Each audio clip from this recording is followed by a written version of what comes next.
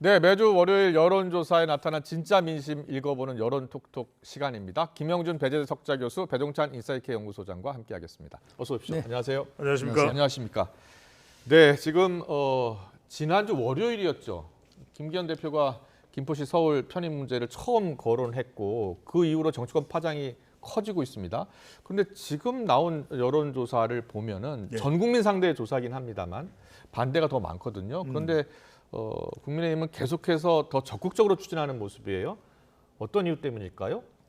수도권과 관련된 재편 논의는 선거 때마다 실은 있었었어요. 예, 근데 예. 이번엔 조금 이제 다른 게 그 당시에는 이제 수도권과 비수도권 이런 식으로 해서 대행정 개편을 얘기를 했다가 이번에는 김포시만 딱 뽑아가지고 인접한 것을 이제 편입하느냐 문제이기 때문에 그런 그때와는 차이는 조금 있었군요. 차이는 예. 있습니다. 예, 예. 그래서 아마 전국적인 그 여론조사를 하게 되면은 네. 아직까지도 이게 크게 공론화되어 있는 부분이 아니기 때문에 이건 초기에 나타난 현상이라고 보는데 그렇군요. 이걸 보면서 제가 예.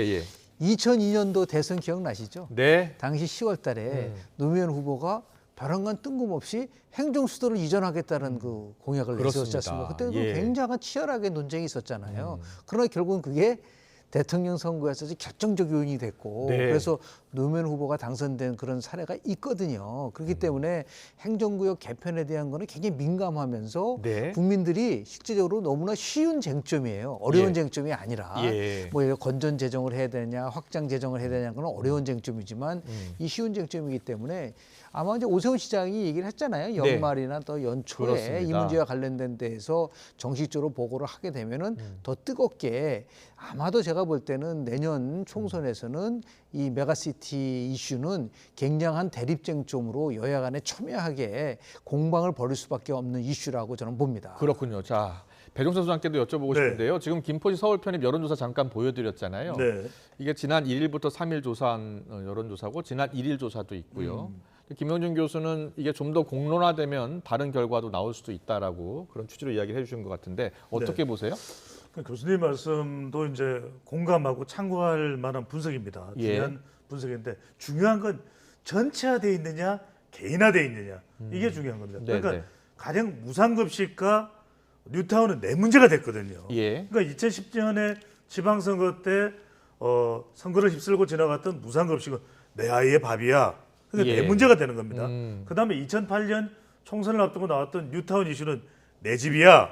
근데 지금은 이 이슈를 전체에게 다 물어보면 이건 전체의 문제가 돼버립니다. 아. 그러니까 전체로 봤을 때는 에이 균형 발전이지. 예. 그럴 땐가. 근데 이걸 내 문제로 물어보면 달라지게 된다는 거죠. 그렇군요. 그래서 저는 이것이 전체로 물어보면 계속해서 지금과 같은 여론에서 아주 크게 안 변할 거예요. 아. 근데 개인에게, 김포 주민에게, 고향 시민에게, 또 하남 시민에게, 구리 시민에게 물어보면 달라요. 그렇군요. 그래서 이건 어떻게 물어보느냐, 개인화되느냐 이슈가 또 뭐 부동산 가치, 교통, 학군 이런 이야기가 되면 완전히 달라질 거예요. 예. 그래서 이 이슈는 적지 않은 이슈다.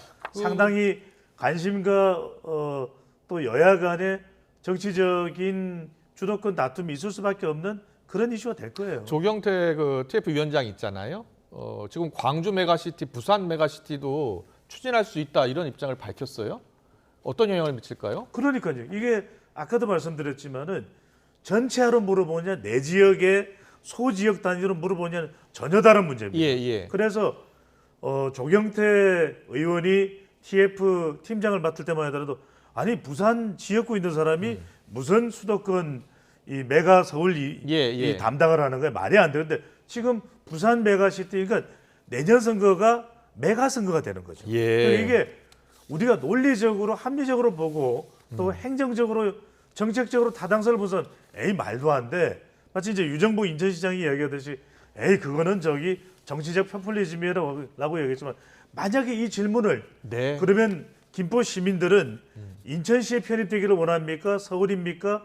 경기 북부입니까? 경기 남도입니까? 물어보면 전혀 다른 문제예요. 그렇군요. 전 국민을 상대로 한 여론조사냐 아니면 그 지역 해당 지역 주민을 상대로 한 여론조사냐 결과가 다를 것이다. 근데 실제로 선거의 관점에서 봤을 때 우리 배 소장님 말씀하신 부분에 일리가 있지만은 이 수도권 위기론을 맡고 있는 국민의힘에서는 돌파구가 실은 없거든요. 예. 전체 지난 2020년 총선에서 121석 중에서 103석을 가져왔습니다. 예. 그리고 16석밖에 못 가져갔어요. 그러면 지금도 이걸 돌파할 수 있는 방법은 수도권에 국민의힘에 뭐 새로운 인재가 막 영입되는 것도 아니지 않습니까? 예. 그러다 보니까 이거는 서울의 문제가 아니라 서울을 둘러싸고 있는 주변 위성 도시에 있어서의 주민들이 자기의 이득이 될 수 있는 방향으로 투표할 수밖에 없다. 그러니까 지금 조사를 보면 김포든 뭐 구리든 뭐 광명이든 과천이든 이 주변에 있는 여러 그 위성 도시들은 조사를 해보면 주민들은 90% 이상이 편입을 원할 거라고 본다는 거죠. 예. 그런데 중요한 거는 뭐냐면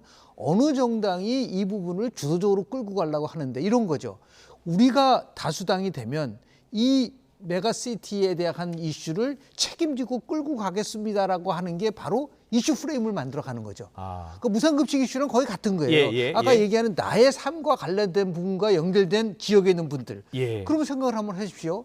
그 지금 서울을 중심으로 해서 주변에 있는 그 여러 부천 4개, 예를 들어 고양 4개, 김포 2개 다 지역걸 말씀하시는 하는 겁니다. 이렇게 따지면 최소한도 20석 정도를 움직일 수 있는 카드라고 한다고 한다면 이거는 굉장히 파괴력이 있는 거다. 그래서 더불어민주당이 정말 이 문제를 희석화시키려고 한다면 합의 쟁점화 시켜야 된다. 합의 쟁점화 시켜야 지금은 한다. 대립쟁점, 우리도 찬성한다고 하는 순간 이 문제는 사라지지만 여전히 아니다. 이거는 지금 포퓰리즘에서 끌고 가다 보면은 대립쟁점이 되고 대립쟁점이 됐을 때 제가 볼 때는 국민의힘 이 이슈를 먼저 제기한 국민의힘에게 유리하게 작용될 수밖에 없는 구도다라는 말씀을 좀 드립니다. 그렇군요. 여당은 이 이슈를 좀 더 확대하는 것 같아요. 메가시티라고 해서 지금 비수도권도 메가시티 할 수 있다라고 하고 있고 야당은 공식적으로 찬반 입장은 밝히지 않고 있지만 전형적인 포퓰리즘이다라는 비판을 계속 이어가고 있거든요.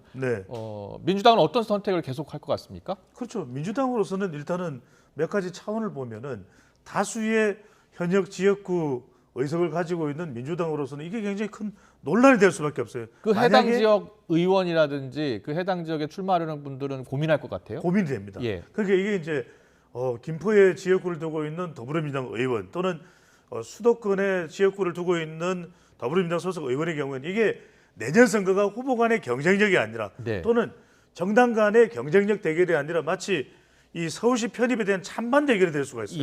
이렇게 되면 상당히 곤혹스러워지고 난색을 표할 수밖에 없는 것인데 게다가 더불어민주당 소속인 경기지사 김동연 지사는 이건 대국민 사기극이라고 이야기를 하고 있단 말이에요. 그러면 이런 상황 속에서 찬성을 할 수는 없습니다. 그럼 암묵적 반대냐 이렇게 돼버리기 때문에 민주당으로서는 상당히 곤혹스러워질 수밖에 없다. 반면에 방금 전에 김현준 교수께서 말씀하신 부분이 매우 중요합니다. 왜냐하면 수도권에 별다른 뾰족한 수가 없어요. 지금 우리가 오늘 지지율 화면도 잠시만이라도 좀 보여주시면 좋을 것 같은데 지지율도 지금 한국 갤럽도 그렇고 리얼미터도 그렇고 윤석열 대통령이 박스권을 못 벗어나고 있어요.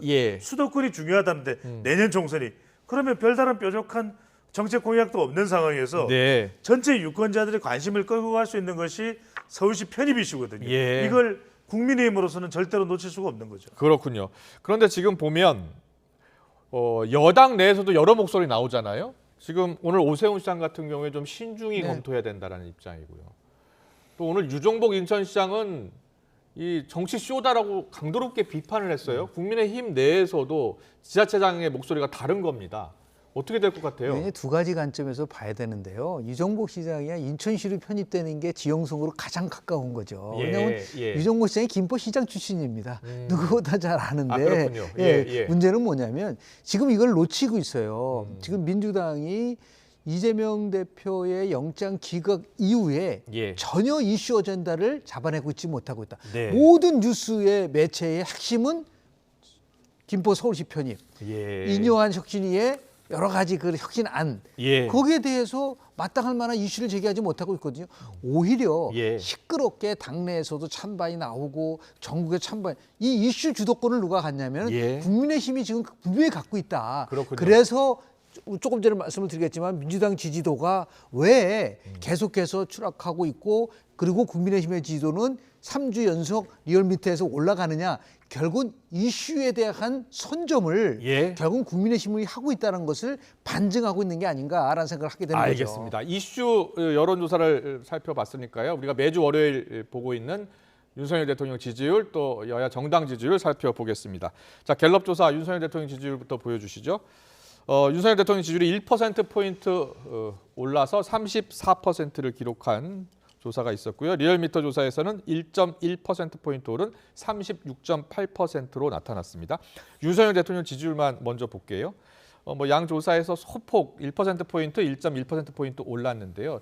지난주 이슈가 김포시 서울 편입 이슈가 있었고요. 또 지난주 이슈가 윤석열 대통령 시정연설이 있었죠. 네, 예, 또 어떤 영향을 미친 거예요? 이뇨한 국민의힘 혁신위원장도 있는데 그렇죠. 지금 우리가 연령별, 지역별 준비된 것도 자료가 있습니다. 있으시죠. 예, 어차피 이거 계속 볼까요? 보여드려야 되니까요. 네. 바로 좀 보여주시면 좋을 것 예. 같은데 연령별, 지역별. 연령별로 보겠습니다. 네, 바로 좀 대통령 지지율을 바로 보여주시면 좋겠는데 이걸 보시면은 위에 지금 표시된 걸 보세요. 그러니까 변화가 없다. 갤럽 20대, 조사입니다. 30대 예. 변화가 없다. 뭐 40대 1% 변화. 그다음에 50대는 5%가 내려갔다. 근데 이제 핵심 지지 기반이라고 하는 60대와 70대 이상에 올라갔거든요. 7%포인트, 8%포인트. 그러니까 이게 핵심 지지 기반이야 뭐 올라가는 거 당연히 예상할 수가 있겠죠. 네. 그러니까 이건 중요한 게 아니다. 그 말씀 뭐냐면 굉장히 중요한 지금 우리가 핵심을 짚어야 되는 것은 이뇨한 혁신위가 가동됐지만 아직까지는 뾰족한 뭔가 두드러지는 대통령 지지율의 견인차 역할이 보이지는 않는다. 이건 냉정해야 돼요. 아. 그다음에 두 번째는 뭐냐면 지금 MZ세대 변화 없죠. 이준석 전 대표한테 가서 이준석 전 대표에게 문전박대 당하고 영어로 대화하는 그런 또 수모도 당하면서도 지지율에는 아직까지 큰 변화는 없어요. 한국 갤럽 20대는 부정평가가 10%포인트 올랐어요. 그러니까 제가 예. 그 말씀을 드리는 거예요. 예. 지금 우리 화면에 다른 방송에서는 이런 비교를 안 해드립니다. 보여드리는 지역을 또 한번 보시죠. 지역별로 지역을 좀 볼까요? 바로 보시면 지역을 보시더라도 지금 서울에 뭐 좀 올라간 거 있는데 서울 5%포인트 올랐네요. 인천 경기는 큰 변화가 없습니다. 자, 예. 김포시 서울 편입권을 터뜨렸지만 아직까지 인천 경기에 큰 지지율의 지형 변화는 없어요. 그런데 대전, 세정, 충청은 일종의 준 핵심 기반이라고도 볼 수 있는데 대통령의 네. 지금 2%포인트 내려갔죠. 자, 여기서 대구 경북도 1%포인트 내려 무슨 말씀을 드리냐면 그래 이뇨한 혁신위원장이 정말 발로 뛰고 있고 또 김기현 대표가 김포시 서울시 편입을 터뜨렸으니까 이제는 지지율이 올라갈 일만 남았지 천만의 말씀입니다. 예. 국민들은 뭐냐면 네. 여기서 안주하는 순간 지금의 지지율이 보여주는 것은 이것은 아니다. 또 총선에 대해서 얼마나 정부 여당이 공매도 이상으로 뭔가 제대로 견인하는 게 있냐. 공매도 가지고도 뭐 서킷 브레이크가 걸리고 어쩌고 이게 중요한 게 아니라 앞으로 어떤 구조적인 경제 이 물가가 올라가고 이런 부분들을 개선할지 근본적인 처방이 필요합니다. 네. 그러니까 이런 것들이 정치 개혁도 계속해야 되고 누가 과연 중진이 누가 불출마나 험지 출마라고 하는 가단성 있는 결단을 내리느냐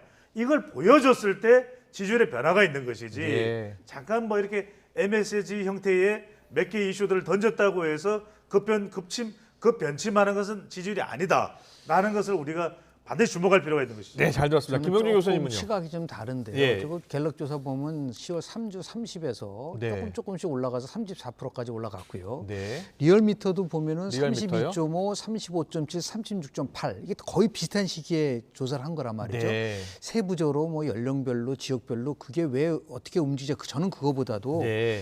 이렇게 소폭이나마 상승하는 원인에 대한 얘기를 해줘야 되는 거죠. 우리 네. 항상에서 어떻게 보면은 보세요? 예. 한국갤럽 혹시 국정 운영에 대한 긍정평가, 이유요? 부정평가의 이유를 한번 예, 보실래요? 있습니다. 예. 제가 이제 관심 있게 보는 부분은 네. 지금 특히 이제 부정평가, 국정 예. 수행 운영에 있어서 왜 그러면 부정적으로 평가하냐 물어봤을 때 네. 가장 많이 대답한 게 한국갤럽에서는 경제 민생 물가가 20%였어요. 경제 민생 물가가요? 그런데 예, 실은 예. 거기서 그치지 않고 네. 보면은 소통 미흡이 8%, 전반적으로 잘못한다 6%, 아. 독단적 일방적 5%, 통합 예. 협치 부족 5%. 그렇군요. 그러면 이거는 대통령이 갖고 있는 태도와 관련된 게 24%라는 거예요. 아. 그러니까 대통령의 태도가 예. 지금보다 변화되는 조짐이 보이면은 지지율이 조금 올라갈 수 있는 부분이 있는데 예. 결국은 대통령이 11월 1일 날 결국은 비상경제 비상회의를 하면서 이런 말을 했어요. 모든 것이 제 책임입니다. 네, 네. 앞으로 누구의 탓으로 돌리지 않고 이 대통령과 정부가 책임을 지겠다는 얘기를 하면서 민생과 관련돼서 뭐 카카오와 관련된 아주 독점에 대해서 아주 강력하게 비판을 한다든지, 그러니까 예. 사람들이 대통령이 조금 과거보다는 변화되고 있구나, 태도에서 변화되고 있다는 것을 느끼는 시점이 올 수 있다. 네. 이게 다시 얘기해서 아까 얘기하는 민주당이 주도하고 쓰는 어젠다가 없는 상황 속에서 대통령의 국정운영 스타일과 태도 속에서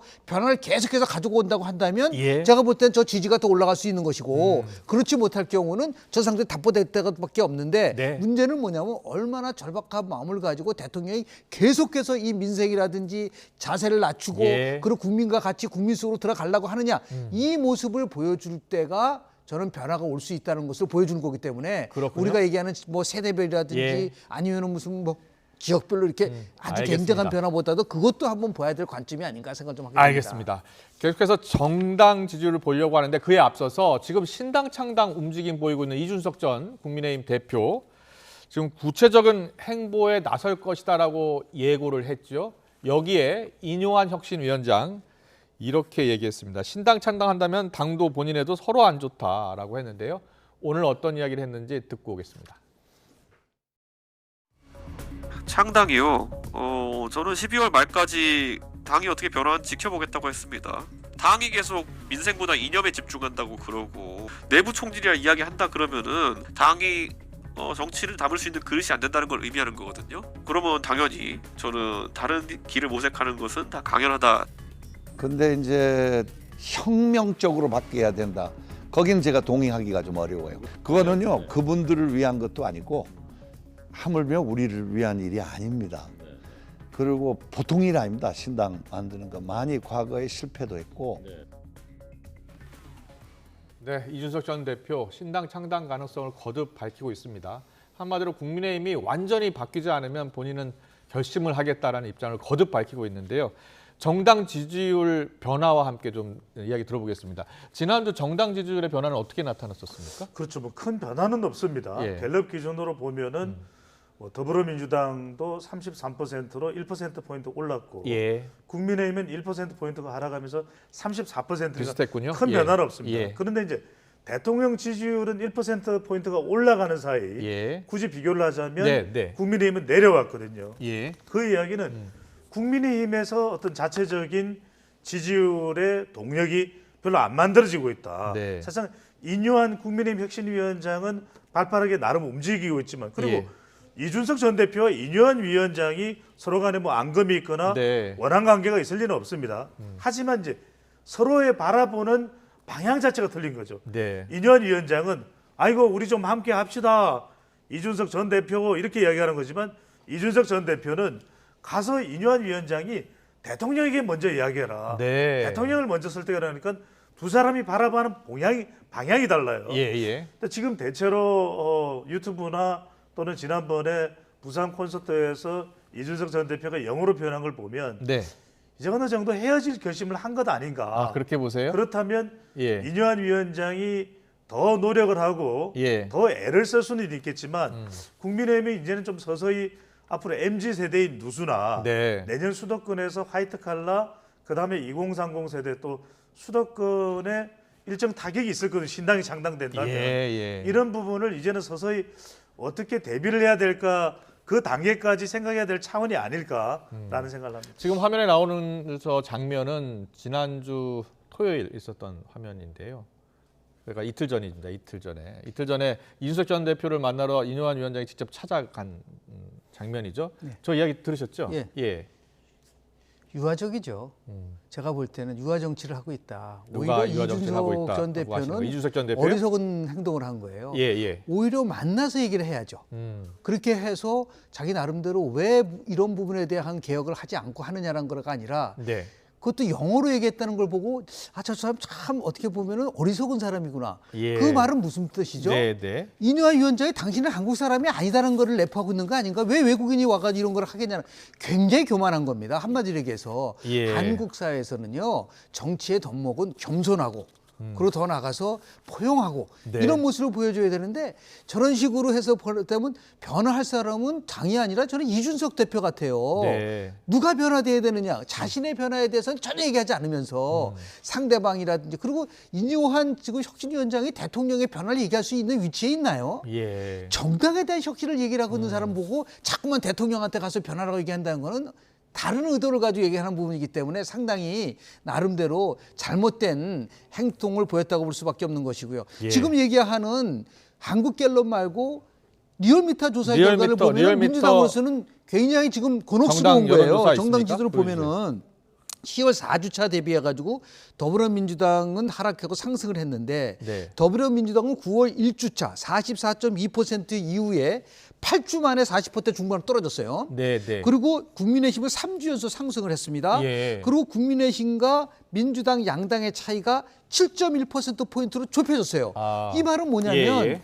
그리고 서울과 경기에서 모두 다 더불어민주당은 지지가 떨어졌습니다. 아. 제가 아까 말씀드린 이슈 어젠다를 잡고 있지 못하고 있다. 예. 계속해서 이 부분은 지속될 수밖에 없기 때문에 시간이 흐르면 흐를수록 민주당과 국민의힘의 지지율 격차가 좁혀질 가능성이 있는 부분들이 있기 네. 때문에 오히려 인요한 혁신위원장이 끊임없이 가서 만나게 하고 그런 모습을 보이는 데 대해서 예. 그런 태도에 대해서 국민들이 지지를 받을 수 있는 부분이 있는데 태도 면에서 봤을 때 이준석 전 대표는 굉장히 잘못된 행태를 한 거 보인 것이고 예. 그래도 인요한 혁신위원장은 끊임없이 자기의 그런 모습을 진정한 모습을 보여준다는 의미에서 극명한 차이가 있을 것이다라는 말씀을 좀 드립니다. 알겠습니다. 아주 짧게만 한 말씀 가능합니다. 예, 짧게요. 예. 이준석 전 대표는 이렇게 했죠. 안 만나겠다는 것이 아니라 내가 원하는 만남의 방법도 있다. 네. 인요한 위원장이 원하는 그 만남의 방법만 취하지 말고 예. 내가 원하는 만남의 방법도 생각해달라 그 차원도 있다고 봐야 되겠죠. 네, 알겠습니다. 잘 들었습니다. 한 주간의 민심 흐름 짚어봤습니다. 다음 주에 또 짚어드리겠습니다. 지금까지 배종찬 인사이트K 연구소장 김영준 배재대 석좌 교수와 함께했습니다. 잘 들었습니다. 네, 고맙습니다. 고맙습니다. 감사합니다.